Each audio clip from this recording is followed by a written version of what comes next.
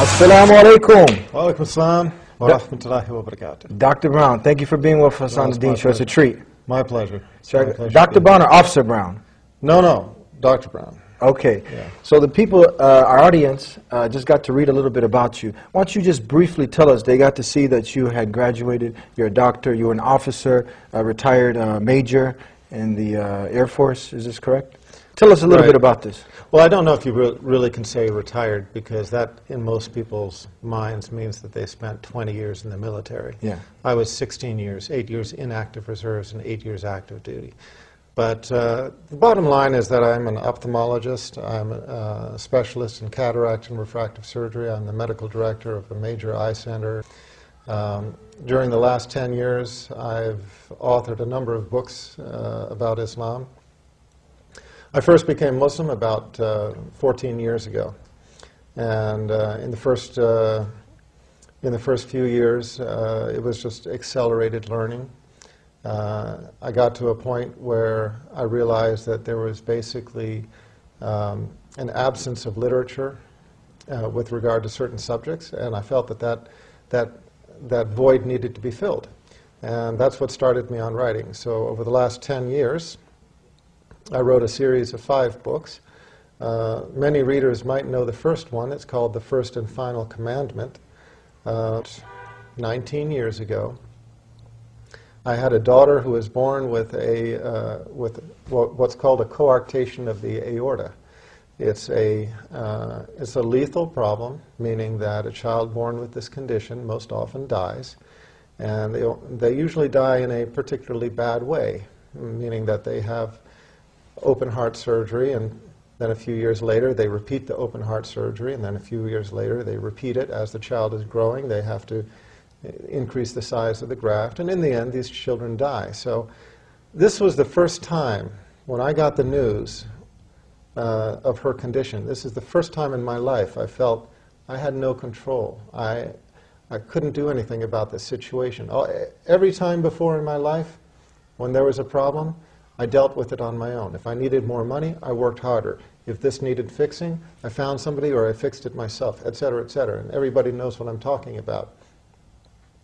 When this baby was born, her name was Hannah, she went straight to the intensive care unit. Her body from here down was almost the color of my suit, closer to the color of your suit, just kind of a dusky gunmetal blue, because her body was not getting oxygen. Her body was literally starving in front of her eyes. Oxygen starved in front of our eyes, and that part of her body was literally dying. And when I saw that, like I said, it was the first time in my life that I needed to turn to some greater power. I was atheist up until then. I had been raised in a family that was basically Quaker, one of the Protestant sects, but not practicing. And I myself had never taken on any religion. So I had to leave the intensive care unit because they brought in a team of doctors, a team of specialists in the field. And while they were doing their thing, I just went to the prayer room. And for the first time in my life, I really prayed. And I prayed kind of the typical atheist prayer. There's a prayer called the prayer of the skeptic. The prayer of the skeptic goes like this: "Oh God, if there is a God, save my soul, if I have a soul." Yeah. Okay, that's the prayer of the skeptic. And most atheists, when they pray in this way. They say, "Oh God, if you are there," you know, because they're not quite sure. And that's basically what I prayed. I just said, "Oh God, if you're there, I don't know if you're there or not, but if you are, I need help." And I made a promise to my Creator on that day. I promised that if He would save the life of my child and then guide me to the religion that was most pleasing to Him, that I would follow. And that was the simple promise. And I was only away for maybe about 15 minutes, 15 or 20 minutes. But when I went back into the intensive care unit, my daughter was on the other side of the intensive care unit. When I entered the door and looked across the room, the doctors raised their faces from my daughter. And I could see right away something had changed. Their faces were mystified, as if they didn't really understand what was going on, maybe a little bit shocked. When I walked up to them, they simply told me that she was going to be okay, and that she wouldn't, she wouldn't die. And sure enough, she went back to being a completely normal child in all respects. I mean, normal quirks, but completely healthy. She didn't have surgery. She didn't need medication. Just her condition completely reversed. And here's the thing. We had an ultrasound film of her heart beforehand, and we had an ultrasound film of her heart after. And before, she had the problem I told you about. After, it was completely gone, stone cold normal. And the doctors, I remember the doctors sort of went through an explanation, trying to make sense of it to me, trying to make sense of it to themselves. And I feel that they bought that explanation, but I remember standing there looking at them just thinking, I know that explanation works for you, but it just doesn't work for me.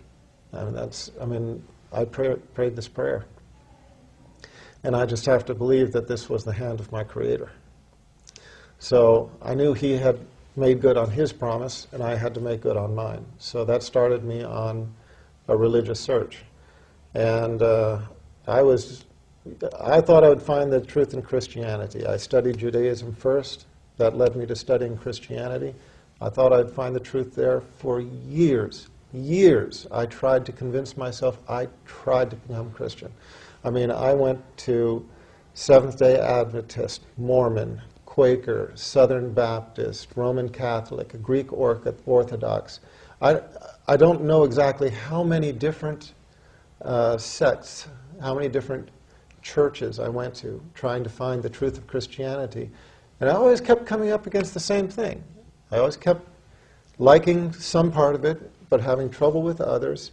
And when it came down to the tenets of faith, I would talk to the priests, and I would say, well, how about this? And they couldn't explain it. And how about that? And they couldn't explain that. And, well, what about this? And they'd kind of shrug their shoulders, and I'd just say, well, thanks anyway, and move on to the next congregation. It wasn't until I found Islam that all of my questions were answered. And it wasn't until I found Islam that peace entered my heart, and I realized that this was where all of the pieces of the puzzle came together.